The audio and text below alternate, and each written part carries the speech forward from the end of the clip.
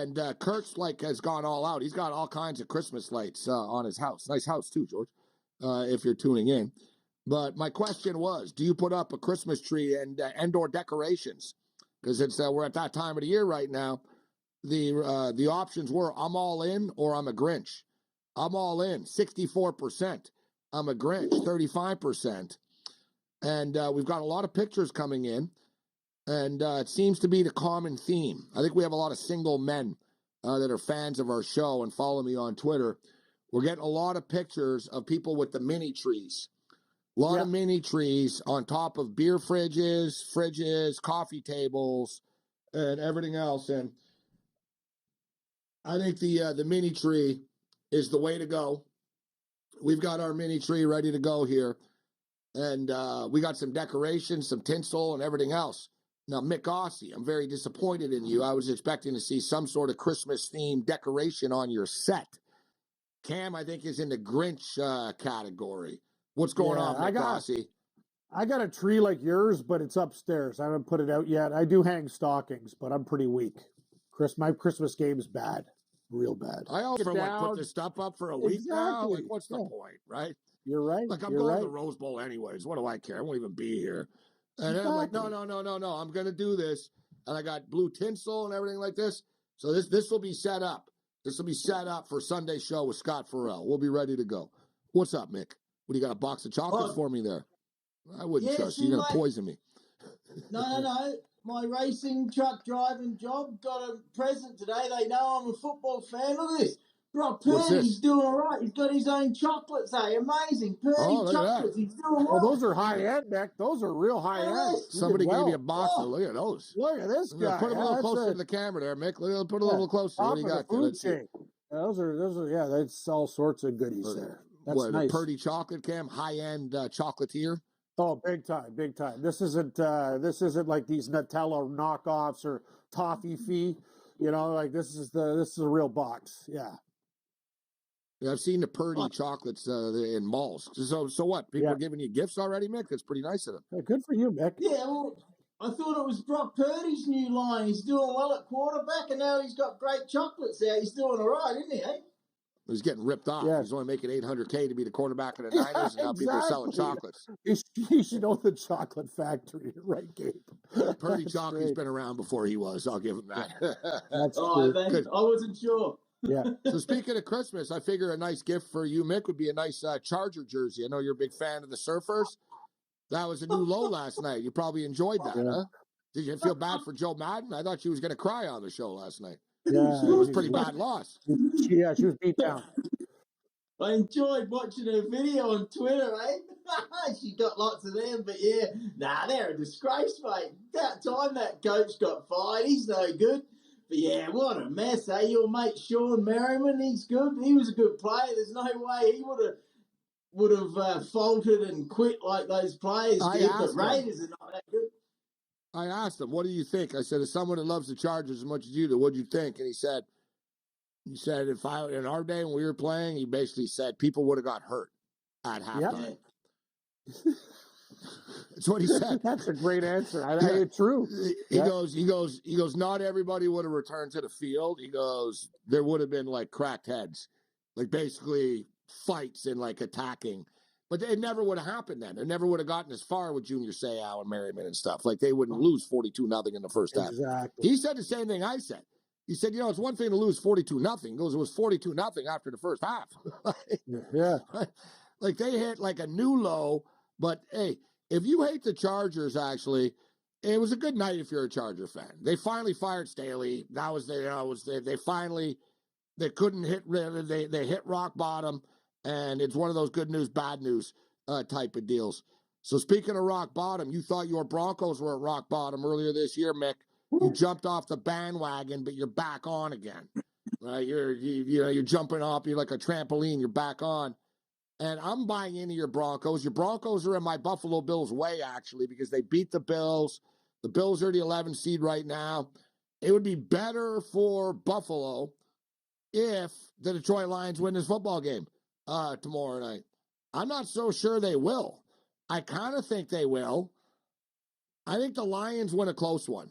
I think the Lions win by like 3 type of deal, 30-27 on a last-second field goal, but I do not want to lay 4.5 points with the Detroit Lions here. Mick, what's your pick as a Bronco fan? Oh, well, it's come at a good week because after the Lions got beaten last week, I said I won't pick them again for a long time. No, I do. I think the Broncos can absolutely win this game. They'll have Russell Wilson. They'll go slow, but Cortland Sutton's going great. Our defense is great. We're not that good against the run on our defense, but Jared cough it up, eh? He coughs up a lot of intersections. Lions are not that good. Sure, it's a home field advantage, absolutely, but looking forward to tomorrow night. Broncos on the plus is one of my top 6 bets, and I'm taking them to win as well. By 3, there you go. Broncos by 3. Cam, what's your pick for the Detroit Lion-Denver Bronco game? I'm going to ruin this party. I like the Lions. I think the Lions show up this week. They've been absolutely brutal.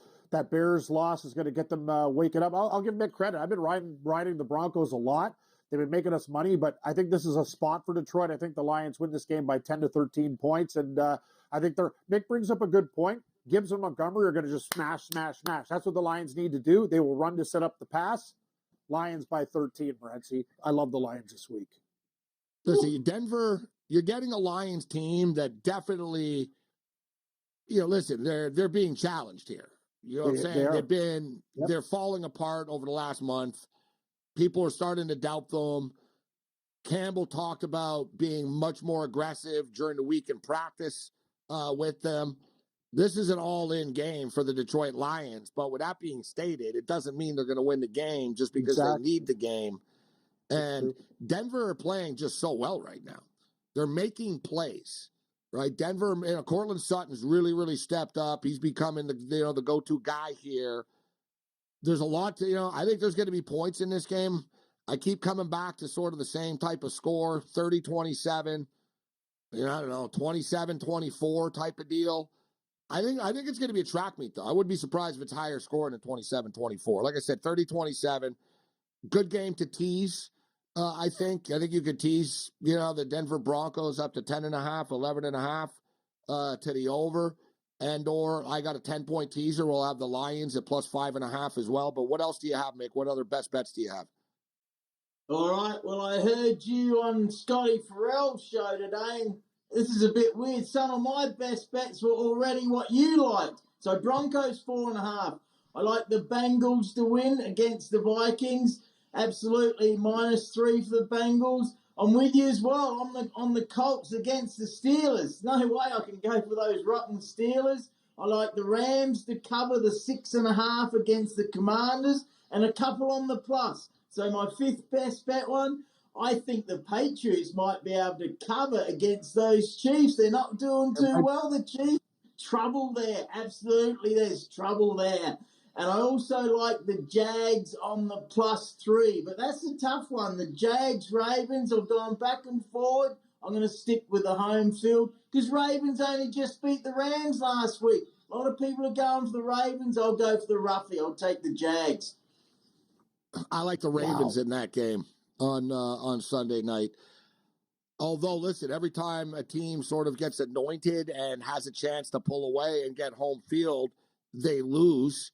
But I think Baltimore are one of the most underrated teams in the National Football League. Lamar Jackson is arguably the most disrespected player in the NFL. If you look at the mainstream media, they hype up and go crazy about every quarterback that throws a touchdown, that wins a couple of games. All Lamar Jackson does is win games all the time. Oh, he can't throw the football. Oh, now they have Mark Andrews. They're going to be in a lot of trouble. It's just constant negativity around him all the time, and all he does is win. I mean, last week he single-handedly led that drive to come back and tie the football game before they ended up winning in overtime. I mean, to me, Lamar's he's being undervalued and underrated. Jacksonville are a decent football team. They should be better this week than last week, but I think Baltimore are the play in this game. Cam, what's your pick on that one? Actually, I like I'm leaning Baltimore as well. I think it's going to be a pretty tight game.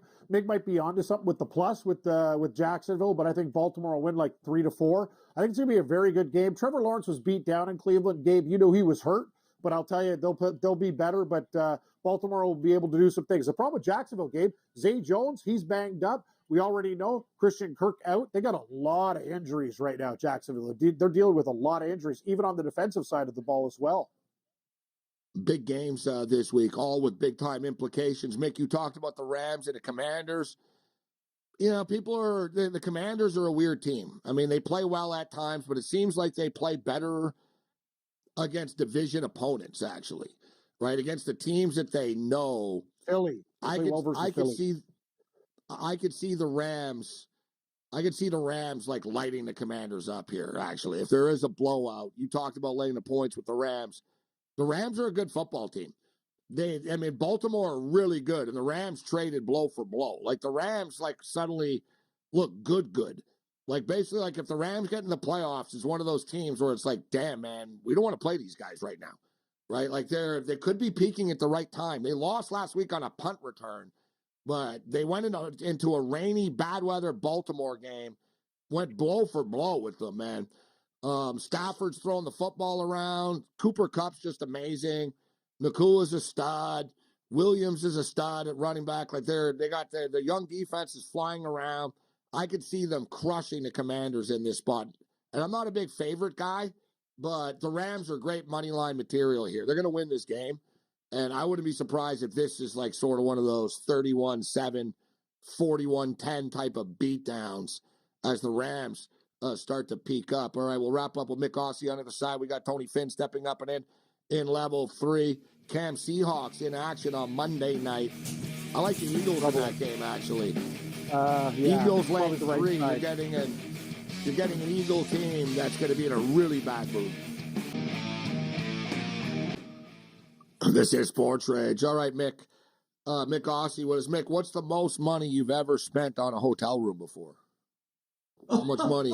How much money would you pay for a hotel room before you say, you know what, I'm going to sleep on the street instead? Nowhere near what you Americans do, because I grew up in the country, mate. Any hotel room to me is fine unless it's real dirty.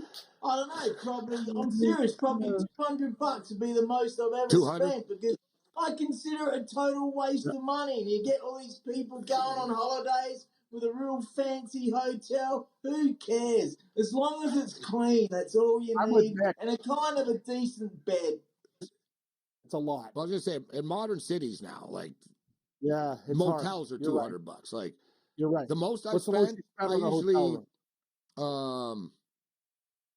about 700. Yeah, for me, 400. That's the most I've ever spent on a hotel room. So desperate. I'm like, people, 200 or people were complaining, and not even people who went to the race, but people outside. I can't believe Vegas, how much money they're charging for the F1. Yeah. Dude, I paid like $160 a night for my room, but I didn't stay in the best place. But I bring this up. Georgia and Alabama are playing next year. They don't play a lot in the regular season. The SEC schedule is weird. So Georgia and Alabama are playing in Tuscaloosa, Alabama next year. And hotel rooms have already sold out. $4,500 a night. To stay at the Marriott in Tuscaloosa, Alabama. Sorry, did you say $4,500? Yeah, $4,500. In Tuscaloosa, Alabama? Yeah, for Tuscaloosa, Alabama for one night. I should be getting that. It's sold out. It's sold out. That sounds like a short-term rental. Are you kidding me? That's a joke. Tuscaloosa, baby. Like, man, like 4,500. Oh, yeah, $4,500 a night, Cam, for the rooms. Thanks, man. So bad.